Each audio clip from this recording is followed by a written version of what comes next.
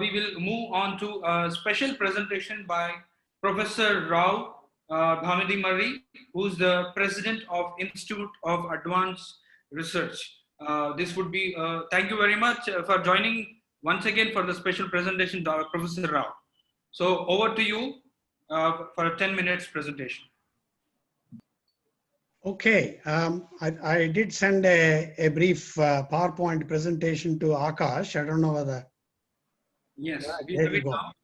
So I think this links very well to the discussion we have just had. Let me perhaps spend 1 minute what qualifies me to talk about this topic.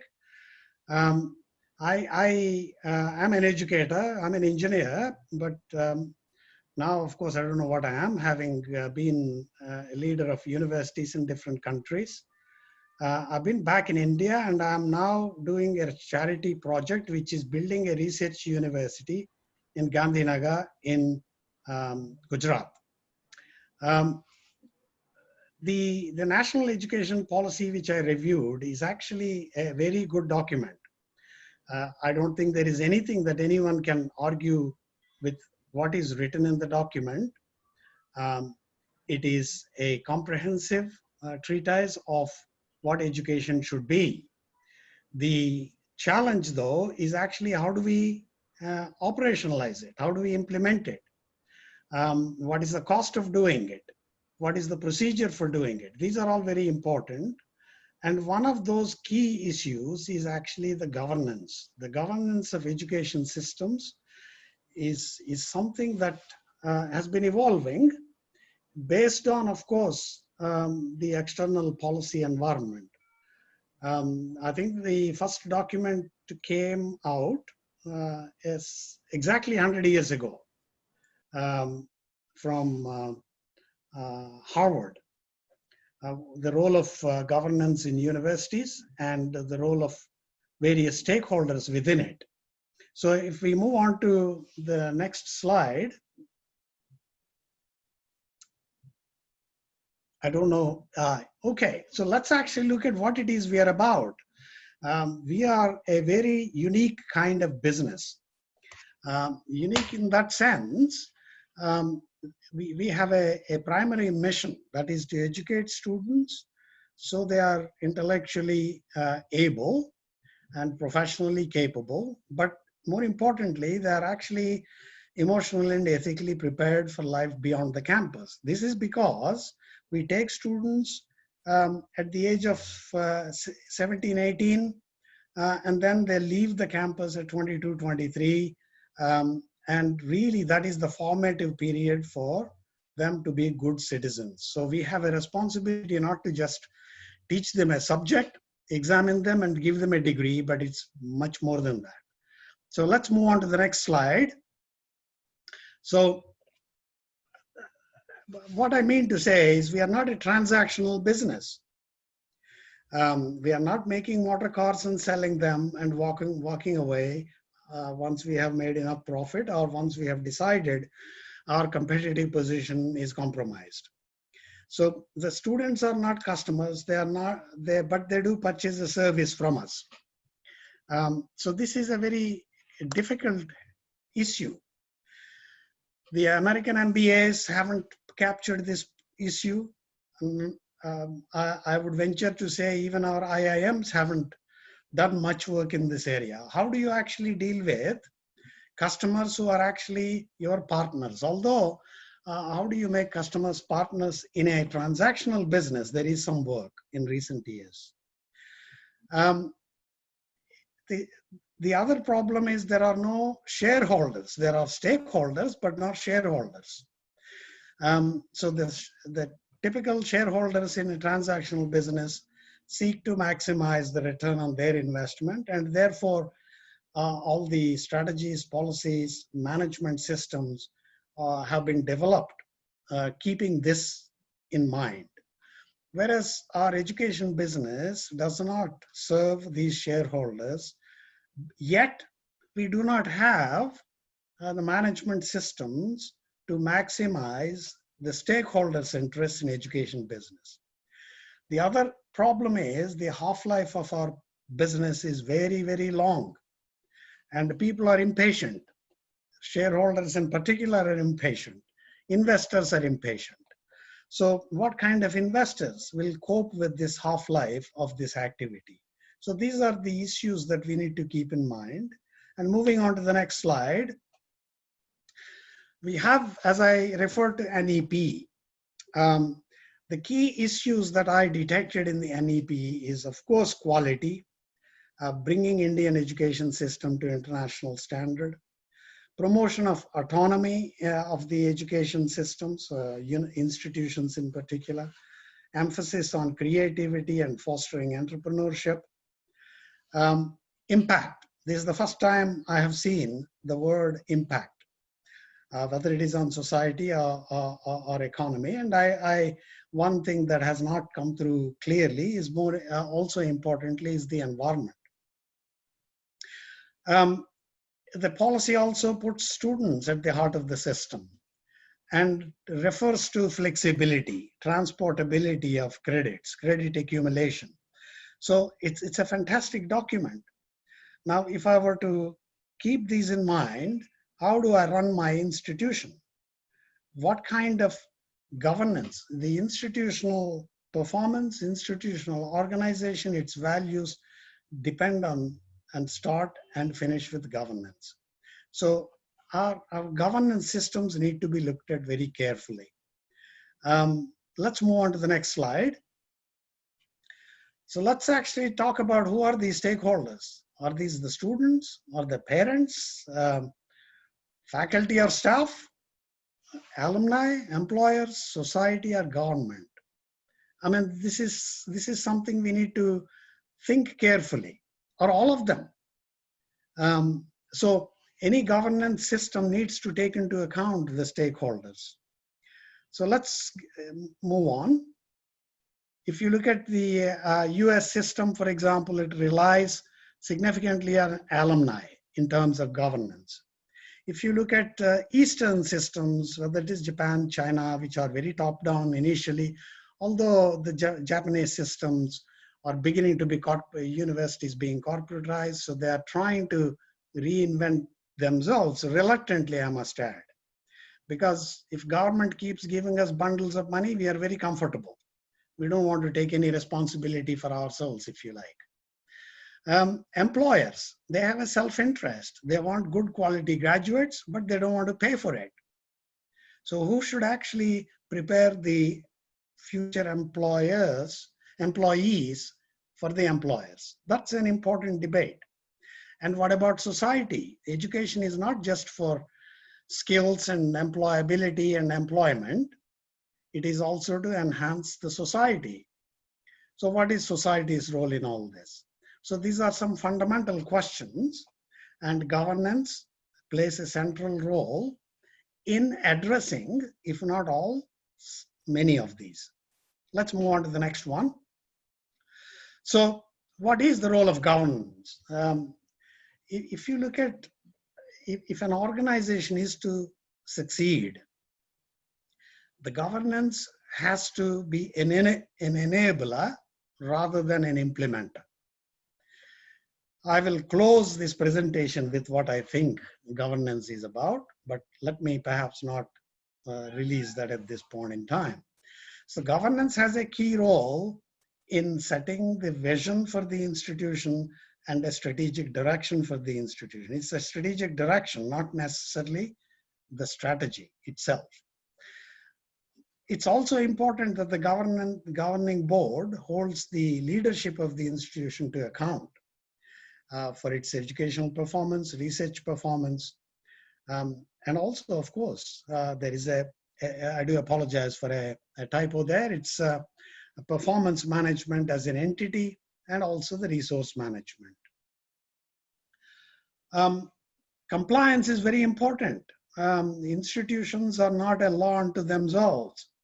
The compliance, whether it is to do with, say, for example, in our case, UGC or government or health and safety, whatever, equality and diversity, there are all kinds of compliance requirements placed on institutions.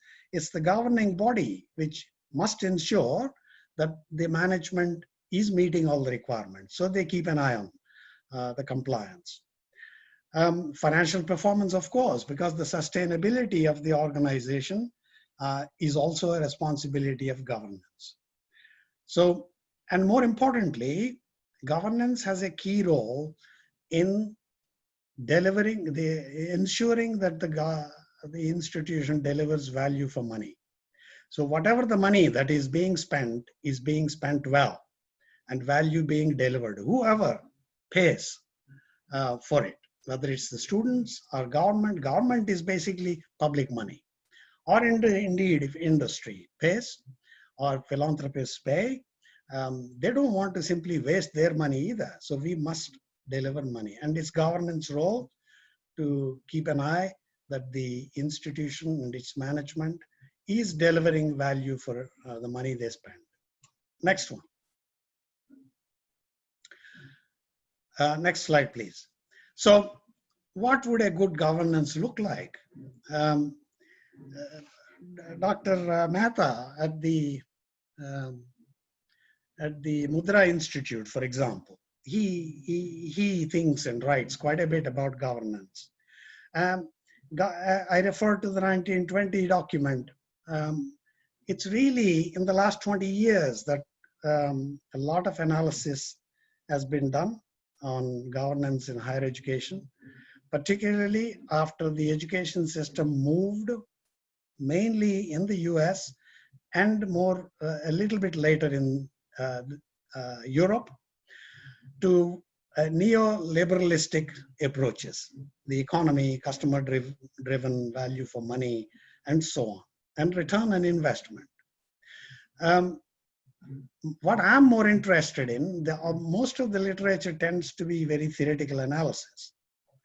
I'm more interested in what does it mean in practice to institutions. So the governance should set and champion the vision and ethos and strategic direction of the institution. The strategy itself is set by the leadership, the vice chancellor, the management team, but it must be overseen and approved by the governing body. Accountability, of course, for driving up educational standards and financial performance, which is very important in the context of sustainability. People with right skills and experience. Now, when I say people with right skills and experience here, I don't refer to the faculty or professional staff. This is about people on the governing board. If indeed the governing board has got all these responsibilities, the governing body has to be constituted correctly. We need people with finance expertise. We need people with business expertise. Even if we don't consider universities as businesses, we must run like they must be run business-like. Of course, educational and research expertise, legal expertise. So the board must be constituted with the correct skills. The compliance with statutory and contractual requirements, of course, is critical. The institutional reputation is responsibility of the governing body, and therefore the governing board must ensure that the institution and its management meet with all the compliance requirements. The quality of the governance itself is the responsibility of governing body. So there must be a periodic review of themselves, say for example, an annual or half-yearly review of what impact the governing body is having on the institution and its performance. So these are all very important issues in practice, and that leads to, of course, how do we constitute governing bodies? Who controls the governing body is very important. And this requires actually a number of structures in order to ensure, say for example, a finance committee, an audit and risk committee, appointments committee, equality or equal opportunities committee. These are all health and safety. These are all important components of governing body. And so subcommittees need to be constituted to ensure that the governing body as a whole discharges its responsibilities. So next slide will take us to some of the key questions. While I have done quite a bit of work in governance, again with an implementation focus, the questions remain, because the governance is in a context. The context requires variations to the governing body and its priorities. So the questions are collegiality versus accountability. I mean, this is a very important issue. University activity is a unique activity. We expect a professor to create new programs, develop them, deliver them, quality rate them, and no other business actually expects their employees to do this. So it's a very important, that collegiality word is very important, but that cannot be an excuse for avoiding accountability. But again, the problem is, how do we actually come up with a mechanism to maintain this balance between collegiality and accountability? Good leaders intuitively do this. There is no blueprint for it, unfortunately. There is quite a bit of work that needs to be done. Again, it needs to be customized to the context in which the governing body operates. Command and control versus autonomy. NEP would like to promote autonomy, but autonomy requires maturity and capability. This requires, of course, development. The development right from governing body right through to low-level managers, or so right through the organization. We have quite a bit of work to do in Indian system in order to achieve this autonomy, because autonomy is what subsequently delivers the creativity enhancement, quality enhancement, and the competitiveness. The competitiveness in a positive way, not necessarily killing each other to benefit. Then there is this resource-rich and resource-constrained environment. If you look at Singapore, Hong Kong, Japan, Korea, what they did was to pour lots and lots of money. As the countries became rich, they poured lots of money into higher education, and of course the quality improved. National University of Singapore in early 90s was a mediocre university. Today is a top university in the world. Hong Kong University of Science and Technology is another example. NTU is another example. But they were able to do it by simply injecting lots of money with substantive government oversight. And they essentially bought talent from around the world. The issue I already referred to, public good versus private good. This is something I referred to earlier in my panel discussion comments. We must spend time. What is good for, what is this balance for us in India? Not just copy in another country in a different context. Employer needs versus education. We need to incentivize employers to take more interest in education. And as, say, for example, Germany. If you look at Germany, stands out in how employers participate in higher education or tertiary education. Then finally, the biggest issue of all, it's easy to set targets, KPIs, and try to measure them. But it is actually the value-based education is what actually takes us to the top of the world. So the fundamental principle basically is eyes on, hands off. The governing body should never interfere in operations of a university, but they should keep an eye on what's happening in the university to ensure all those responsibilities I referred to earlier. And this extent of involvement of governing body, of course, needs to be customized to the context in which we are operating. So I leave it there. Thank you very much indeed for your patience. I'm happy to take any few questions if time allows. Professor Rao, I think we are short of time, and okay. we can take the questions offline, and we would let you know about the queries that are pouring in from our delegates. Well, happy to respond. Yeah, yeah. Thank you very much. That was Professor Rao Bhamidimarri, who is the president of